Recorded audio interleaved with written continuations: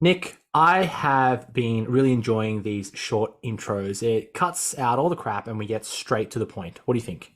Yes. Yes, I like that. I like that. Look, team, welcome back to the Rise Method podcast for episode number 5 for the Rise Method. And we're currently in week 2 of the very first ever Rise Method challenge. And it's been an exciting week, like always. But, Nick, we can't go on any further without talking about the weather and how cold it is in Melbourne right now. I'm sure the whole East Coast has been really feeling the cold weather, hey? Yeah. It has been cold. I've still been doing the ice in the mornings, but it has been cold. And if you could see me now, you can see me. I have an hoodie and a beanie, and then another coat under the hoodie. So I'm feeling You're it. you're all set now. Yeah. Well, look, I think on the plus side, you can beat this financial inflation drama because you don't have to buy ice anymore. You can just go outside and Yeah, collect the hail that's been coming down and then you've got your ice. So I think that's a win-win, right? I agree. Yeah, I you're agree. set. You're set. You're going to be putting on your deposit on your third house and you're just going to be the pure capitalist. I love it. I'm set just because it's cold. That's It's like it got that from it being cold. Yeah, it sounds But I'm really, rich. really nice, Nick. Uh-huh, you're funny. You're still funny even after 5 of these podcasts. Yeah, look, I'm allowed to be. I'm a dad, so it's cool. But look, Nick, I think it's really interesting when it does get cold because our environment shapes a lot of our behaviors and our behaviors shape a lot of our condition, right? So when it's Mm, cold, even me now, I'm not excited to go outside and go for a walk. Yeah.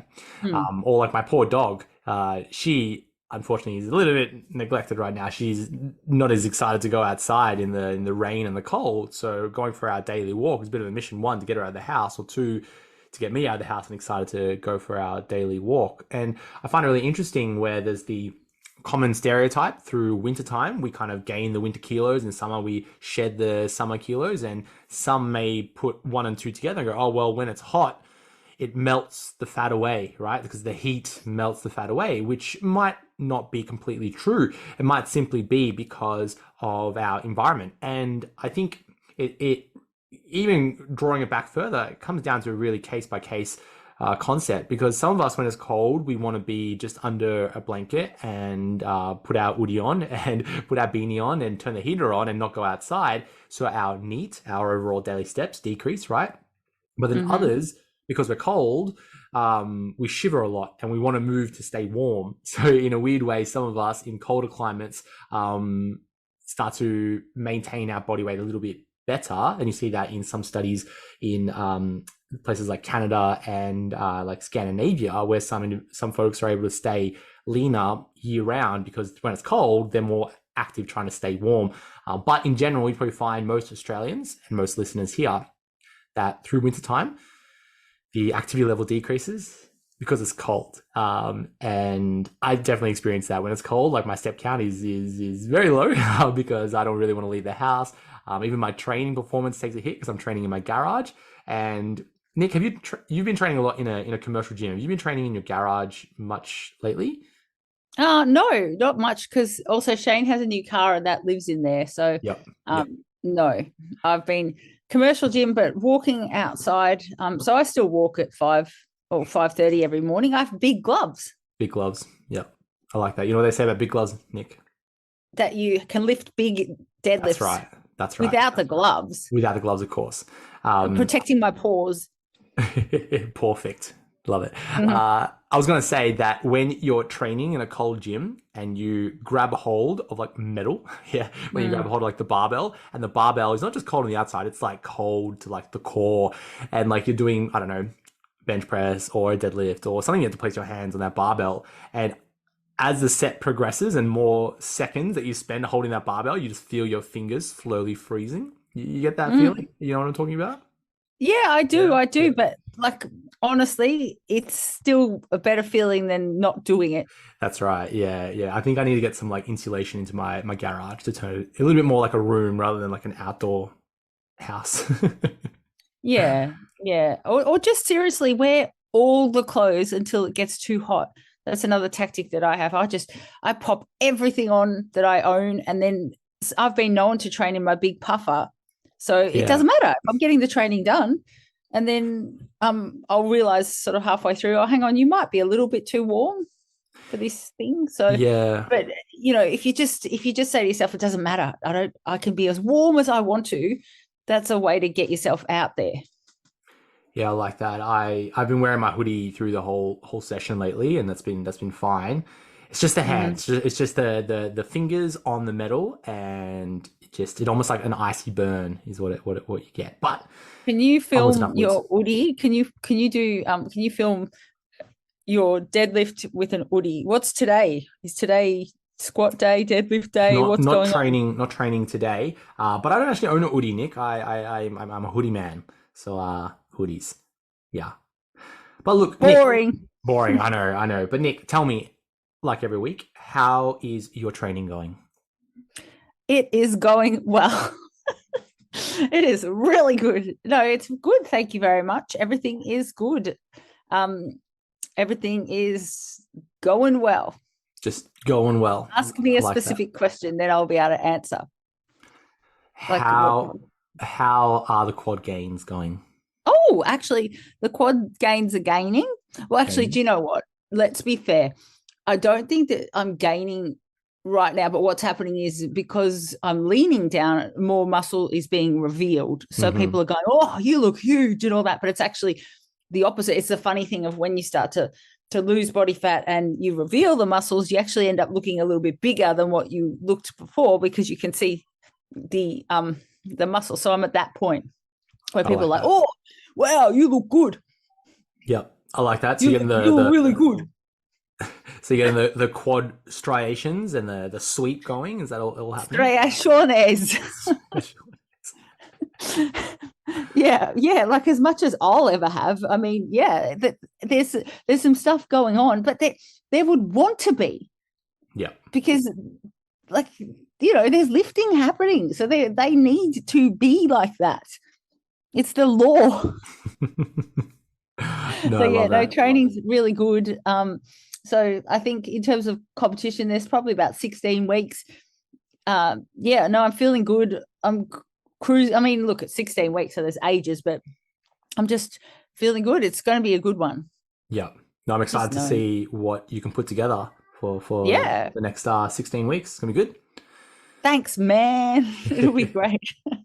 I'll tell you all about it every week. No, we'll keep everybody updated on how your training's going. Yeah. Now, If anyone wants to ask any questions, feel free because you can ask me questions if there's anything, if anyone's excited to hear it. no, we're all excited. Mm-hmm. Now, Oh, thanks. Mm-hmm. a few days ago, Nick, Mm. a friend of mine reached out to me and they said that they wanted to get back into some strength training. They wanted to get back into lifting weights. So I just thought I would invite this person over. So they came over to my place and they were training in Steve's gym. And this person isn't as excited as I am in lifting weights. And I live and breathe the thing and I watch videos all day and I research it all and it would be like my number one hobby, right? So this person wasn't excited as I was. So we're going through a lower body session, all the good things, right? We're doing a deadlift pattern and a squat pattern and, a few little burnouts, all the good stuff. And as I was taking this person through their training, well, basically my program, I didn't want to like overwhelm them too much. I didn't want to give them like a million cues and I didn't want to confuse them too much. I just wanted to get them excited about training again and, just to see some sort of like, motivation and like a little bit of momentum, right? And as I was talking them through their execution of each and every exercise, I kind of came up with 3 cues that I was using for every exercise. Okay. And I want to share these 3 tips or 3 cues that you can use for almost every exercise, right? Okay. So the first cue is to control. Okay. So you're trying to control the load that you have or the weight that you're using. Yeah. So control. And the challenge that we're trying to solve with this cue was this person, as they were going through their reps, maybe they were rushing it. Maybe they were just a bit jittery when they were walking out. Maybe they were like looking around when they were about to start their squat, like looking at the floor and looking at the wall and things. So it's just a reminder, just control what you're doing, right? Just to get them in the zone. So that's the first step, is just to control. Think about controlling what you're doing. Next, using the squat as an example, as we were lowering it down, this individual was kind of rushing the movement, trying to very quickly go through the squat motion. So I kept reminding them just slower, slow it down, slow it down, slow it down. And as they slowed it down, they were able to like learn the movement, just like how you would learn to do any sort of sport, right? You would learn how to do it slowly and then you would speed it up. So just like doing a squat, if you're not really advanced or well practiced or well versed in the squat or any sort of exercise, you want to slow it down first before you kind of speed it up. So I was reminding this person slow, slow, slow. And then the third cue that we used quite a bit was to go deeper. So deeper into that painful range of motion. And painful, I mean, in a good way, like as you go deeper into the squat, really stretching the quadricep. And, that's when you get to that really uncomfortable, unpleasant feeling where the quad is actually getting some good tension. So it was control, slower, and deeper, right? It was the 3 cues, and we used that for like a stiff-legged deadlift that we were doing. So control the load, slow it down, really stretching the hamstrings, and then deeper, deeper, deeper, going as far as we could to get that stretch on the hamstrings, and then coming back up nice and quickly. So I just thought I wanted to share that with everybody, that you can apply those 3 tips to almost every exercise. Control, focus, think about what you're doing.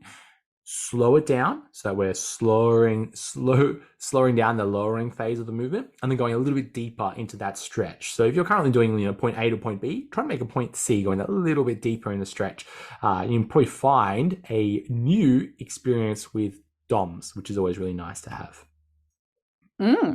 Well, I was just thinking you could also apply it to nutrition as well. Those 3 words, to control, so to have an understanding of what you're putting into your mouth, slower, to slow it down, and then deeper, have a deeper understanding of why you would be doing certain things around food. Yeah, no, I like that. I didn't think of that before, but that's actually a really cool analogy. Yeah. You're right. So you control what's going on. You're trying to control elements of nutrition. That's more than just the food. Trying to control our environment, control our behaviors.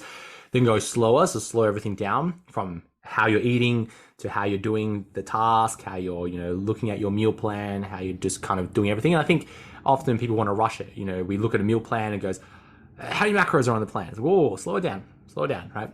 And then the next step would be go a little bit deeper. So you're right, get an understanding of like, what is a protein, and go a little bit deeper. Like, all right, what are amino acids? And you go deeper into it. So I like that, Nick. That was a good analogy. Yeah. And even the stuff like if somebody says an entire food group is bad, or, a way a food is put together is bad, go deeper into that. Investigate why, investigate where that person's coming from as well, because, that person may have had an experience with that. Anyway, we can go into that. We could go forever with this, but yes, I just had a thought while you were talking about that. I thought, because the RISE method is holistic, I just thought, wow, that applies to that too. Yeah, no, I like that. Now, I was reflecting in the gym when I was training this person about just my own like journey through training, in the window of training, how I've kind of gone through lots of kind of like rabbit holes in my training. And one rabbit hole that I found myself in was in functional training. And I think this was in the rise of like CrossFit about a decade ago, 2011, 2012, 2013, everything needs to be functional, and functional still like exists now. And in some circles, it's a bit of a meme, like, you gotta be functional, right? Do you experience it at all, Nick? Yes, like, the same years. We had heaps and heaps. It was very associated also with lots of TRX things. For some reason, were considered to be functional. And like, it's weird. I think there was even a class called functional fit. Yeah. And it kind of just got thrown this name of like being functional training. And then certain bits of equipment got labeled more functional than others. Like, I don't know, a kettlebell was more functional than a barbell for some reason, And I always found it really funny. And I think I find it more funny now that I've kind of made my way out of that rabbit hole of functional training. And now I start to ask myself, like, what is functional? What makes something functional? And we can be like, well, a squat is functional because you squat to sit down in a chair. But I think, what we're really talking about with being functional is that concept of specificity, where we're trying to do a task like a squat and then replicate it in a gym under load. And then you start to wonder, well, with like a squat, if we're going to sit down on a chair, do we need to keep on going heavier with the squat when we can complete the task? You don't squat with like 100 kilos on you don't sit down on a chair with 100 kilos on your back, right? That's not really the specificity of it. So that's a bit confusing. Then some folk might be like, oh, well, I want to be functional so that I can, apply it to day-to-day life, and it's, more natural to train more functional, right? And I think that's a bit of the naturalist fallacy, right? Because if it was truly functional, we would be, out in the jungle. We wouldn't wear shoes. We wouldn't be in a heater. We probably wouldn't wear clothes. We'd be climbing trees and like, hunting animals or berries or whoever you think evolution happened, right? So like you start to wonder like what is functional. And if you look at a commercial gym that is, flat floor, machines that have been scienced out to the max with metal and mechanics, everything in a gym, like what is really truly functional about that? So I find it interesting when I find myself in conversations with folks about functional training or being functional, and I just reflect on myself and like, what does it mean to be functional? And I know I'm really digging into the semantics of it, but yeah, I was thinking about that the other day. I thought that was really cool. Yeah, for a while there, it was the functional community was sort of acted a bit superior to the people who just stood there and squatted up and down with like a lot of resistance. Mm-hmm. So I feel like that's not quite the case anymore. But there was that sort of side also where people would be saying, I'm going to improve my stability by putting a ball upside down and then doing a bicep curl on top of that. Yeah. Yeah. That became functional Somehow, Bosu balls and that type of stuff. Yeah. Yeah. No, that's definitely been around in circles. But look, I think now, we definitely see literature that suggests that, doing a back squat can be, quote, just as functional as doing, I don't know, a Bosu ball kettlebell swing with a chain around your neck or something. I don't know. In terms of like training muscle groups, and we have good transfer effect over into everyday life. So if you're being caught up in what's functional, what's not functional, it's cool. Just go and do something that you enjoy. You probably see some good benefits out of it. Yeah, absolutely. Absolutely. And don't let anyone tell you different. Keep doing what you're doing. Yeah. Now, another way to think about functional is if you were designing a gym, and you wanted to choose the most functional bits of equipment in terms of what you can do with it. So, you and I, Nick, we both have very functional gyms because we have a minimal amount of equipment that we could do the most out of.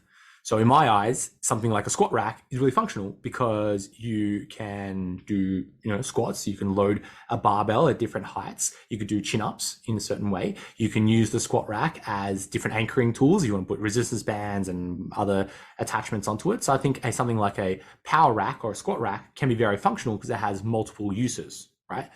Things like a barbell, very functional, multiple uses. Dumbbells, very functional, multiple uses. So I think if you think of functional in that way, and if you were designing a home gym, like some of the folks in our Rise community are right now, you could think about what exercises give you the best bang for your buck. And if you were thinking, oh, well, maybe I want to buy a leg press machine, start to think, oh, well, it's going to take up a lot of room. It's going to cost you a lot of money, and you might be able to do like 1-2 exercises if you start doing the leg press incorrectly, right? So you start to think, well, in that same amount of money to buy a leg press, it might cost you $1-2 grand, depending how fancy you want to get the leg press or more. You could buy like a power rack, a barbell, and an adjustable set of dumbbells, and you're pretty set with almost every type of exercise that people, commonly do, right? Nick, if you could recreate a home gym, let's say you're moving house, you're moving into state, Nick, and you needed to leave all your equipment here and you needed to build your new home gym, what do you think would be like the first maybe 2 or 3 bits of equipment that you would get in your home gym? Barbell, plates, up to about 140, 150 kilos, because then I'll be covered there. And then dumbbells, just a few of those. And then, I would get a rack, a power rack. I think that a power rack is fantastic because, as you said, you can do your chin-ups, you can hook pulleys and things onto it. So you don't need sort of one of those big machines that has all that stuff, because once you've got a power rack, you can construct your own, because your body's not going to know where that resistance is coming from, whether it's a band with something attached or it's a fancy machine. So those ones. And I like a good bench. if I did use my esky, but now I've got a flat bench. Sorry, I've got a bench that you can adjustable bench. So I like that. I know you don't. You're not as into that, are you? A bench? You do. You have a bench. Yeah, I do have a bench. I feel like I've Mm. been using it a lot more lately. Yes. But of course, At one point, you didn't. You weren't as into it. no, no, but no, like I still definitely enjoy bench press. It's probably one Mm. of my favorite exercises. Yeah. Why did I think? Why would I say that you wouldn't want a bench? I don't know. Hmm, not Or sure, but maybe that's you okay. weren't benching. Were you benching all the time? There might have been windows of time when I didn't prioritize my bench as much. Mm. Mm. Yeah, but that's cool. I think the Yeah. bench makes a really great chair in the gym for resting. Have I missed anything though? I mean, I can't. I don't want anything fancy. So that's just all the basic stuff that would be able to get me through. But honestly, if even if I had nothing else, I'd go for the barbell and the plates because that I could do a million different things with that. Yeah, I'd Mhm. agree. If I just think about the bits of equipment that I have and use the most, it would definitely be like the power rack that I have or the cage. Mine's foldable, but I haven't folded it down in a while. I was folding it Mhm. down when I parked the car in my garage, but I don't do that anymore. Mm. So that just stays open now. But I use my barbell. I've got bumper plates to protect the ground a little bit, so it bounces just slightly. But then I've also got like the gym flooring, which kind of protects the flooring a little bit. Um, Definitely got a bench, like my bench. Got some adjustable dumbbells, which I use just for some like accessory work. One bit of equipment I've spoken about in the past was just a really simple pulley system that I got from eBay, and that's been really good. I've been really liking that. um, and you could just attach like a plate to one side of it and the handles on the other side. And you could do tricep extension, that type of stuff. But I've just figured out how to do like a hamstring curl on it, and that's been just a really nice way to hit the hamstring. So yeah, in terms of like building out a gym, I would be choosing barbell plates, dumbbells, the power rack. Some resistance bands can come in handy just to add an extra little bit of flavor to your program. But that pulley system has been quite nice. It's just a nice way to get some sort of cable-y type move at home. And it doesn't take up much room, and it's also really cheap. It costs maybe like $50 for the whole pulley system. And if you want to be really MacGyver, you can go to Bunnings and get it all sorted out yourself. Might end up costing a similar price. Might save a few dollars, I'm not too sure. Or you can just buy them ready put together on eBay. Mm. Now, Nick, let's talk about the challenge again. We're back into week 2. And week 2 is a nice time to start thinking about the second part of the RISE method, which is all about implementing a strategy, right? So first step, the R, we're reevaluating where we are. Then the I, we're implementing it. Then we're moving to the S, we're sustaining it. E, evolving it. Then we're cycling through it again. So we're implementing a strategy. Now, many of us join something like the RISE method challenge or start a fitness program, and we just grab our programming and be on our way. And we don't put much thought into it. And I think when we just kind of accept our program, not put much thought into it, it can be quite limiting, which is one reason why we have the programs the way that they are, where it allows some customization, some freedom, some modifications that you can make it fit your lifestyle. And that's all what the implementing strategy is all about. It's about making the program fit for you. Okay. Mm. Now, an interesting example of this is in the RISE Method membership area, there is a weekly check-in sheet that you can fill out, and it's really cool. It's a Google form. Actually, it's a form you can fill out. It's a range of questions, or reflective questions, and if you answer those questions, submit it. They come to us in a nice little database, and I get to read them all. And it's a great way just to reflect on your progress, think about the challenges that you have next week and such. And I've been going through reading these, and I've been emailing a few people who have completed their check-in, just letting them know that I read them and maybe giving them a little bit of motivation and support. And one individual, they highlighted that they've got some challenges with craving sweet food in the evening. Okay, and I mentioned that this is a really common thing, craving sweets at night. And Nick, do you crave sweet foods at night? Um, I it, it depends. It will depend on how well I've managed to feed myself during the day. I find, like, if I'm on track with how I've actually eaten during the day and I've had, enough protein and other things, then no. But I can understand why people would, especially people that restrict and then get starving, because it's a really easy energy source. But also the other thing is, it's just habit, isn't it? Like, Yeah. it might go with Netflix for some people. It's just something that goes with something. Yeah. So Hmm. I was going to say that we all experience those nighttime cravings. Like, you're not alone if you're experiencing those nighttime cravings. You might have sweet food, you might have savory food, it might be just in the evenings that you're a bit peckish, right? Hmm. And I was explaining to this person that, it is very normal, and let's think about some strategies that we can come up with to solve this problem. And their response was like, oh, well, what can I do to fix it?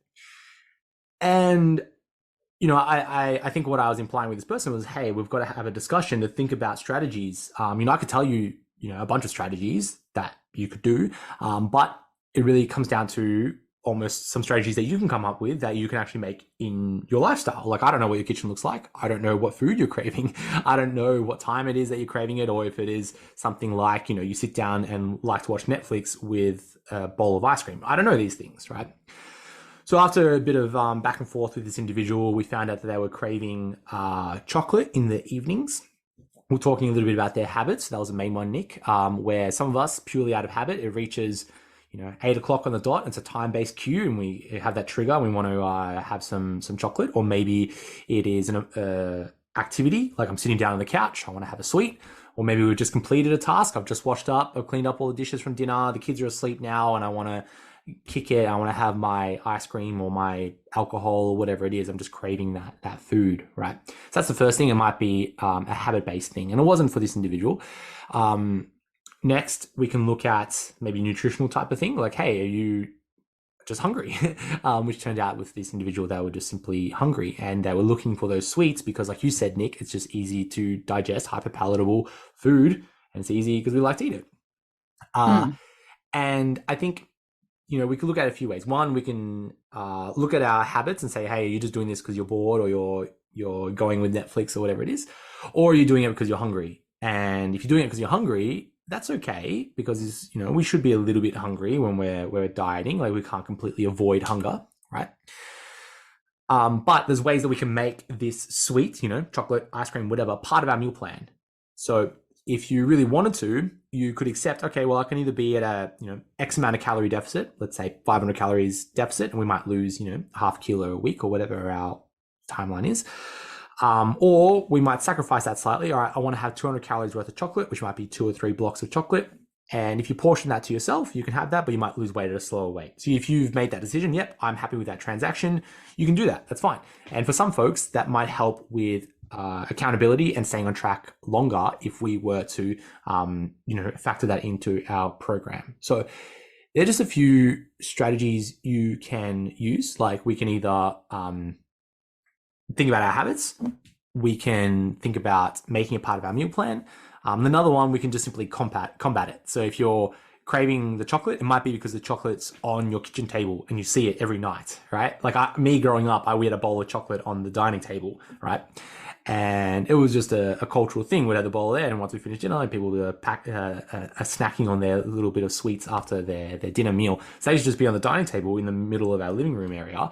So when it came nighttime, it was easy just to walk past, grab a handful of these little chocolates, and we'll just sit there and munch on them in the evening. So that might be you. You might have a bowl of chocolate on your dinner table, your buffet, your kitchen table, wherever it is. It might be a good idea to put that in the cupboard, out of sight, out of mind type idea, and then make something that's probably a better choice, like, let's say, fruit, more available. So maybe you've chopped it, washed it, cut it up, put it in a container in the fridge. So when you are peckish, you can go straight to that because it's easy to have, whereas the chocolate might be hard to get to. It might be in the other side of the house. You have to walk to the other side of the house, right? And I've told this story before where, things like hummus or yogurt, I can't have in my house because I just inhale the stuff. So I don't buy it. So if I want to have it, I need to physically leave my house, hop in my car, drive to Coles, gotta buy the thing, come home, open it up, and then eat it. That's a lot of work. I'll just have an apple, right? So they're the strategies that I use. And the main takeaway is that you're not alone if you're craving sweets in the evenings. It's not a bad thing. And there's ways we can work around it. But, working with this individual, we found a way to think about her meal plan. Gave her away a little bit and make it part of their meal plan. So that was a success for them, and hopefully that works out for them for the next couple of weeks. Yeah, that's good. That's good. Anything that you can do to make it part of is best, because also that idea of I can have it is also going to help just quieten that noise in your brain about what it is, and sometimes you'll go, I can have it, so I don't want it. It's Yeah. weird. Yeah. I think you're right. When we restrict ourselves, that's an easy ticket to say, well, now that's restricted from me, I want it now. What we I want, what we know. can't have. Mm. Yeah, and then you're right. When we do restrict ourselves for 1, 2, 3, 4 weeks, 4 months, a year, once we do have the first bite of chocolate or alcohol or something that we have been restricting ourselves on, we go through that process of disinhibition, and we want to have all of the chocolate or sweets or alcohol or whatever. So sometimes, just giving ourselves permission to have a portioned amount can be successful and can be a good idea. Mm. Yeah, and it's all about balance, and it's all about control, and about a bit of sustainability, which we'll talk about more in next week. Definitely. Now, Nick, today I just launched a new prototype for a tracking tool, and this is optimized for mobile, and it's going to be really cool. So if it works out well, I'll be changing a few of the meal plans and the training plans to reflect the tracking tool. So it's a little bit more of an application. You can put in your numbers, you can click a button, and it logs it into a database, and then you could see it nicely in a graph. And I was thinking about this a little bit, how when we're tracking stuff, it's easy to kind of get caught up in lots of noise, right?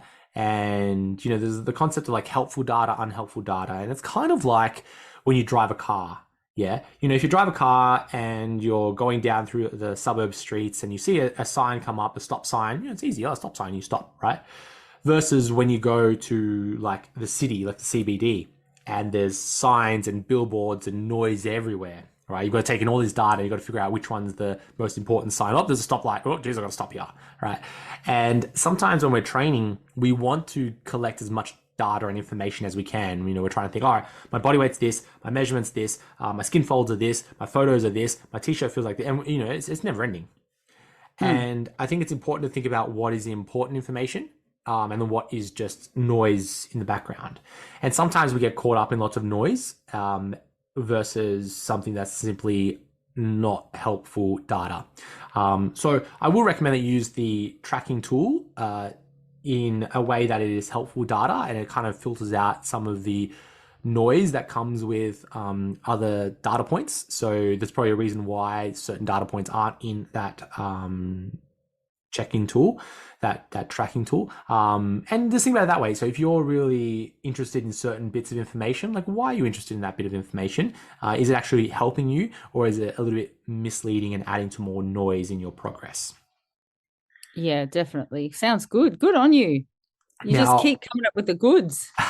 oh look, I've got a few other projects coming. It's going to be exciting. But I was thinking again about like weekly progression, talking more about like kind of like that concept of data and about training, And I think when we're training, there's a number of variables that come up with it and influence our performance on the day. So, Nick, if you went to train right now, it might be different to when you train in your normal time that you train. You train more in the morning, right? Is that Yeah. your go-to? Yeah. Yeah. So if you trained later in the afternoon, or an extreme example in the evening, that'll be a very different performance, right? Versus if you were a bit dehydrated, didn't have the correct nutrition leading up to your session, or maybe the music was different in your session, maybe you're training at a different gym, maybe it was quiet in the gym, maybe it was more exciting, depending on what you enjoy when you're training, that can all change your training actual performance, right? So if we're tracking our progress from week to week and we're expecting that progressive overload, we're expecting that extra rep or extra weight or extra set or something extra, we are implying that we need to get like a personal best every single week. And if we don't do that, we're somewhat bad. And I don't think that is completely true. And I think when we're looking at, let's say, our body weight, we shouldn't look at one individual number and base our entire progress off that one number. We look at something like our weekly average. And that's kind of like our training as well. Like we shouldn't look at our progress in training from one point in time. Like, you know, if you didn't get a PB in your deadlift, well, you haven't improved from last week. Like, I don't know.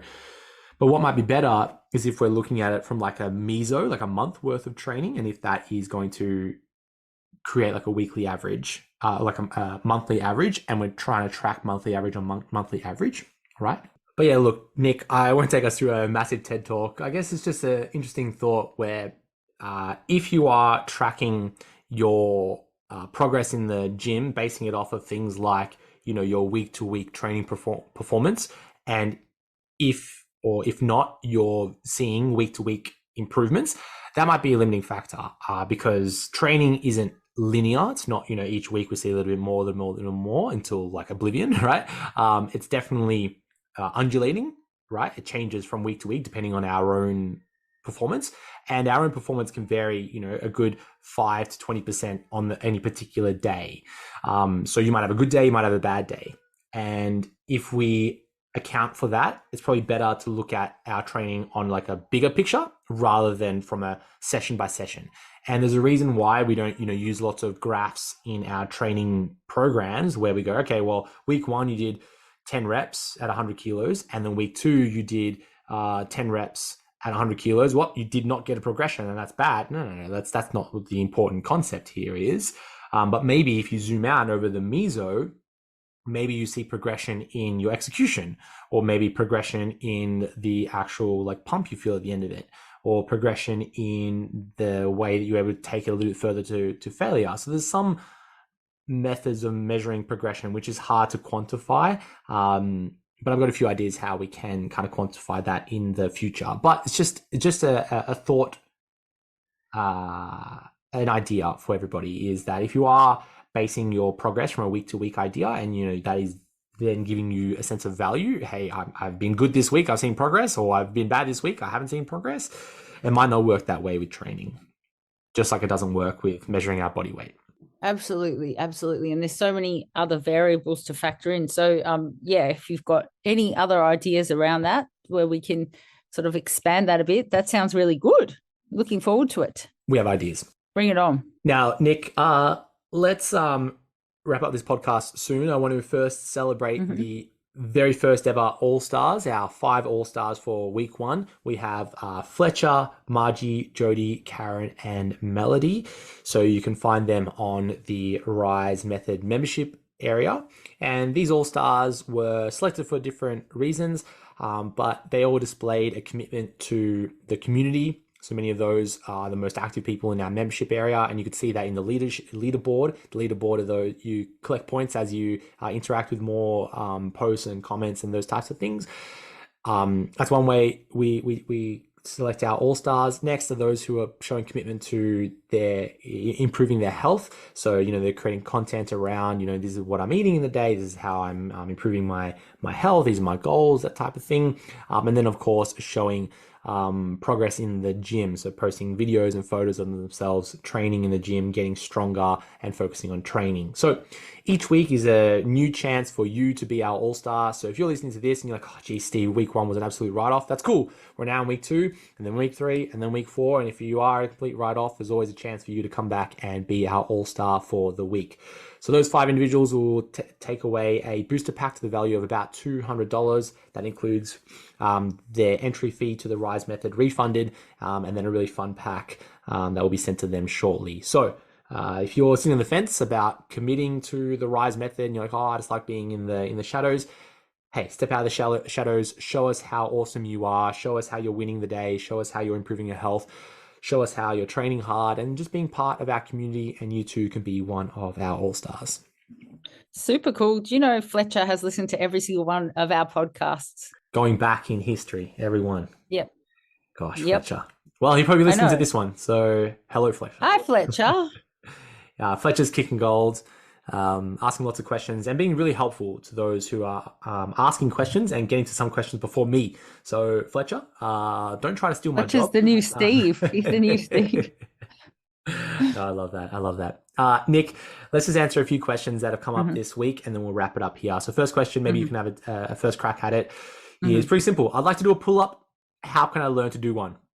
Nick, Okay, so if someone has never done a pull-up before, they want to learn how to do it, what steps would you suggest for them? well, it's funny because there's so many things that you can say about this, and then you can go, oh, well, I suggest that you go away and you do this and this. Often the best way to do something is by doing it. So I definitely think that it's good to have a go at getting up there and then slowly lowering yourself down. So that's I mean, if you can support your body weight and slowly lower yourself down and then jump back up again and then keep doing that, that is the way that I help people do pull-ups. But another good way that my very, very first coach taught me many, many years ago is now what's it called? I've lost my train of thought, but the one where you breathe. Oh my gosh, it's a row, an inverted row. Is that the one that's called? Yeah. So I think that one's quite good as well for pull-ups. I personally, I think you're the same as me. I think we might have had this convo at some point, but I don't think the resistance band does much. That's just me. I'm not sure if that's such a great one, because I've seen people bouncing up and down on the resistance band. They can do about 40 and then they hop off the resistance band and they can do none. So there's got to be sort of a bit of a gap there, I think, with that band. No, I would mostly agree. I think when we take a step back and look at a little bit like of the exercise science type of stuff, there are some folks that are really strong in like a lat pull down. Like especially some guys out there and even some girls are, load up 100 kilos on the lat pull down, go for gold. Yeah. And this is an example of like an open chain movement where their arms are moving, but the body is still, right? Maybe I'll get the two mixed around. Whereas a pull up is more of a closed chain where your hands are fixed and you're moving your body through space. So there's some folks that are really good at lat pull down, load up, many kilos on the lat pull down. But when they transition that to where their body is moving in space, they don't have the coordination. So sometimes if your goal is truly a lat, like a pull-up, sticking to like a machine-based lat pull-down might not be the best way to learn how to do the movement. You're right, Nick. I think you definitely need to do some movement where your body is moving through space and your hands are fixed on something. I'd agree. Like the like negative pull-up where you might jump up and lower yourself down is definitely a good idea. And I think that's because it strengthens through the whole range of motion. Whereas if you use a band, as your arms become more straighter, the band gets stretched and helps you more and more. So what you want is actually to load up when your arms are straight. You want that load on your back to help build that muscle. So sometimes using the band might not be a good idea long term. You definitely need to find another solution. I still think one of the best ways is to use that assisted pull-up machine. The one where you can just put the pin in the stack and you put your knees on that little like pad and you can do a pull-up and the load helps you move up and down. I definitely think that's a great way to learn how to do a pull-up. And even for the bodybuilder bros and broettes out there, you doing something like that can be a really great way to get a good stretch and a good contraction on the back muscles, is to use the assisted pull-up machine. Even if you can bust out like 10 pull-ups without any load, using that assisted machine might be a great way to get that good, mind muscle connection when you're training. Do you know what's funny? Because we've been coaching for so many years through like lockdowns and stuff, I forgot about the assisted pull-up machine when I was giving my answer. Yeah. I actually completely forgot that exists. Oh, yeah, that exists. That's a thing. Yeah. Completely forgot. So, yeah. There you go. And the other thing I was just thinking as well is you'll probably find out pretty quickly if your grip is a limiting factor in this as well. So once you're up there and holding on, if your grip is something that needs work, you'll probably figure that out pretty quickly. Yeah. So that's something to look at as well for longevity in pulling up in your pull-up career. I think that if you start with something like a quote chin up with that underhand grip, you might find that you're able to get that kind of chin to the bar, that movement kind of going, and then you could kind of move into that pull up with that overhand position, which can be a little bit more challenging for some folks, but just that kind of mindset of like, oh, I'm able to complete the movement, that builds up the momentum, and then you can kind of move over into that pull up idea. So there's another way you could do it. Start with that chin up, move into that pull up pattern. That's right. Next question, quick one. When I've done a challenge previously, I was having the night protein. I'm doing Team Fit this time round with the main aim to lose some weight and get fitter. I haven't as yet been having the night protein, but wondering if this would still be beneficial and just on training days or every day. Thank you. Now, when we're talking about night protein, we're mainly talking about the product called casein protein. And casein is just a slow digesting protein. And there is some literature that suggests that a slow digesting protein can be helpful for muscle building. However, when we zoom out and we look at the total daily protein intake, if the total daily protein intake is meeting a target, right, around 2 grams per kilo of body weight, it doesn't matter too much if you have the slow digesting or non-slow digesting or even have the protein overnight, as long as we're having a total daily protein intake that is adequate. So for most of us, that's not an area that we need to really consider. You know, if your goal is to lose some body weight, you're on Team Fit, it's not really a muscle building program, it may not be one of the big rocks that we think about is having the night protein. If you have night protein in your cupboard, yeah, have night protein. If you like the taste of it, yeah, have night. If you're having the night protein, which is more of like a custard, yeah, go wild. I'm not saying don't have it. But in terms of big rocks, what's the most effective thing to do right now? It might be lower on the priority list if you're having adequate daily protein intake. If you were to have it, you would probably want to have it on most days, so almost every day. Again, just to meet your daily protein intakes. It wouldn't be better or worse to have it on training days only. That wouldn't make much of a difference. Yeah, protein. Sometimes people confuse protein with pre-workout. I think they go, if I'm not training, I don't need it, but it's different. It's part of your daily needs. So it will be factored into your daily protein needs. And whether you have a protein powder or a whole food, it's part of your daily needs. Yeah, totally agree. Nick, next question here is, I have 12 kilos in each hand. What weight am I lifting, 12 or 24? Gosh, this is like one of those scary summary, like one of the questions in the employment thingies that you have to go through, the surveys. Okay, so just off the top of my head, like it probably doesn't matter in terms of overall, like, is it going to affect the earth if you say you've lifted 24 or 12? Like if I was doing it, I would say I'm doing an overhead press, I would call it a 12 kilo. Just because that's what I've got in each hand. So that's just thinking about what I would do and how I would label it. So then when I did get up to the 24, if I was doing that, I'd be using the 24 kilo dumbbells. I wouldn't say that it was a 48. It's different if I have a barbell, but see, that's me. So listen to how I'm kind of rationalizing it for myself. So as long as you've written it down and you're tracking it, it doesn't really matter. But for me, I would personally say 12. 12 is 12. Whatever you're holding in each hand is what it is. But you might say differently. Yeah, I think with dumbbells, I would record them as the number on the dumbbell. So if I've got 12 kilos in each hand, it's the 12 kilo dumbbells. 12. Yep. But like you said, Nick, it doesn't really matter as long as it's notes to yourself. And if you write it in a way that you understand, who cares how you write it? That's right. As long as you don't forget, and then next time you go and pick up the 24 kilo dumbbells and squash your head or something. Yeah.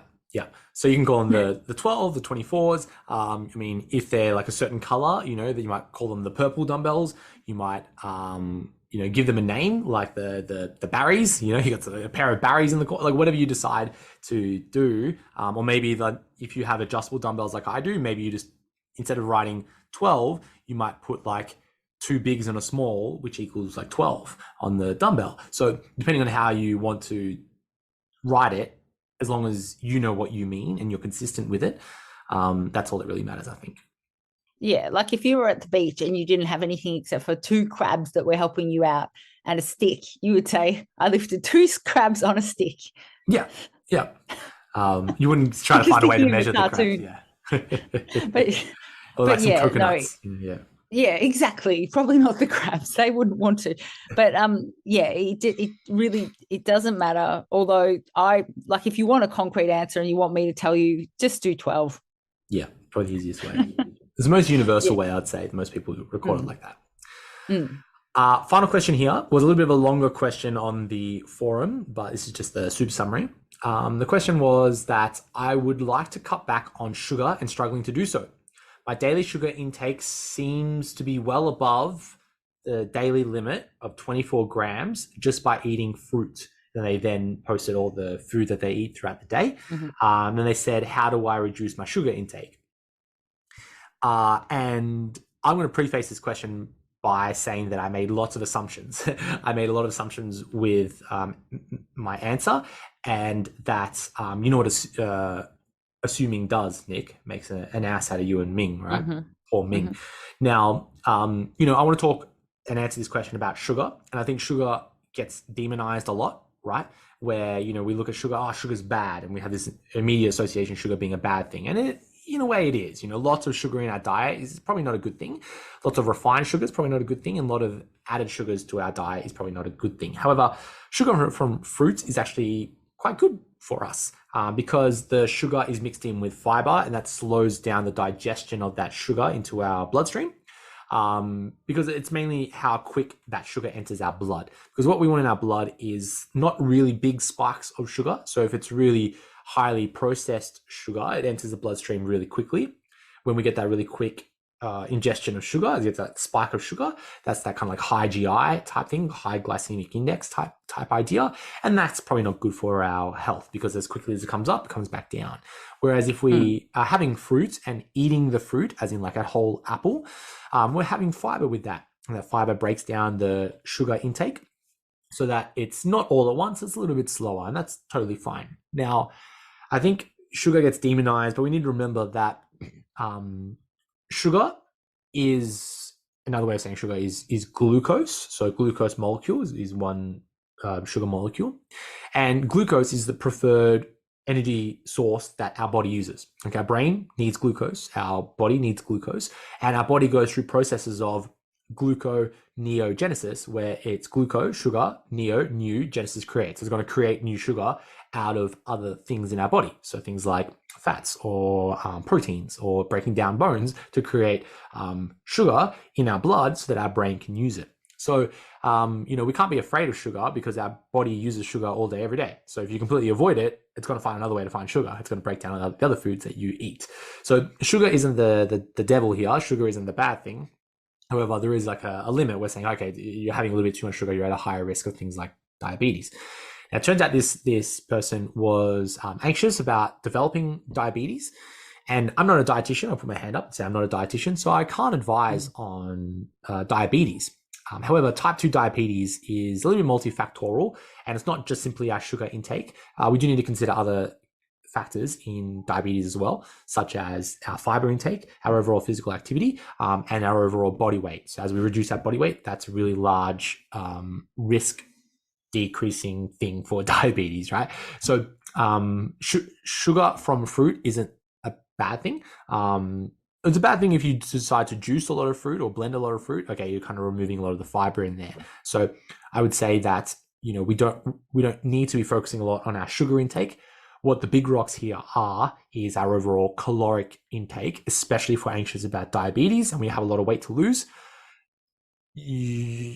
Placing priority on sugar from fruit is not the big focus. I would be focusing on our overall caloric intake, because as we manage our calorie intake and decrease our body weight, that would lead to a larger decrease in potential risk factors of diabetes forming. However, I'm not a dietitian, so I'm technically should not be making those claims. So don't take that as you know, a definitive answer. And if you are anxious about diabetes, you should go visit a dietitian for a better analysis and prescription. Definitely. Yeah, I think that's valid. And yeah, I do think what comes with the sugar, because that's where once it's mixed with things, that's where it's dangerous, especially sugars and fats. Oh yeah. And that so yum. That was the other side of the conversation with this person, was that they were worried about sugar cravings and trying to reduce their sugar intake to try to reduce their sugar and sweet craving. And and I say this empathetically, I think that when folks say that they crave sugar, they probably don't crave sugar per se. Like, they don't go to like Coles and buy a bag of white sugar and then sit in the car, you know, hand feeding themselves white sugar. If you were really craving it, that's what you would do. that's probably not what you're craving. You wouldn't get a spoon, put a bowl of sugar and just eat raw sugar. You wouldn't do that. What you're likely craving is sugar, as in carbohydrate, like you said, Nick, mixed with fats. So things like pizza, baked goods, like pasta carbonara, like it's the carb and fat mixture, or foods that you label as high sugar foods, which are just highly processed, highly palatable foods that are scientifically designed to make you love them, right? And I'm talking about those packaged goods that are just, you can't have them near you or you'll inhale them. They have like scientists making them more and more tastier for you. And it's often a mixture of a little bit of sugar and a bit of salt that makes it super tasty. And they're, highly processed. And because they're highly processed, easy to enter our bloodstream, we get a little bit of a kick, a little bit of energy boost. We feel good eating those foods. So they're probably the foods that you're craving more rather than sugar per se. So again, a little bit of semantics, but you're probably not craving sugar. You're probably craving processed foods that contain some sugar in them or some sort of sweetness in them. So it's a little bit different to consider that. And once we make that distinction, like I'm craving sweet food rather than sugar, okay, then we can have that delineation. We can't demonize sugar completely. And even extra, you could say, I'm craving energy dense food right now. So where's my energy balance at, and where's it at aligning with the goals that I have in mind? Ooh, that's I like epic. that. But so if you can really detach. I'd like that. Last comment I'll make is that, that really highlights that like locus of control, where you say, okay, I don't have a locus of control because I just have this craving. I can't do anything about it. But by changing your language and saying, I'm craving energy dense foods, that is like an action point where you go, okay, I can now manage my energy intake because I'm craving these energy dense foods. And you start to put one and two together and you go, okay, cool. I can actually do something about this. I have more control over this now rather than being the, bystander in all of this. So Nick, love it again. You've got all the goods in this episode. Oh yeah, always everybody. So hashtag the goods. Hashtag the goods. Love it. Look, Nick, let's wrap it up there for episode number 5 of the Rise Method podcast. If you like this episode, let us know, and we'll catch you next week for episode number 6. Cool. Yay.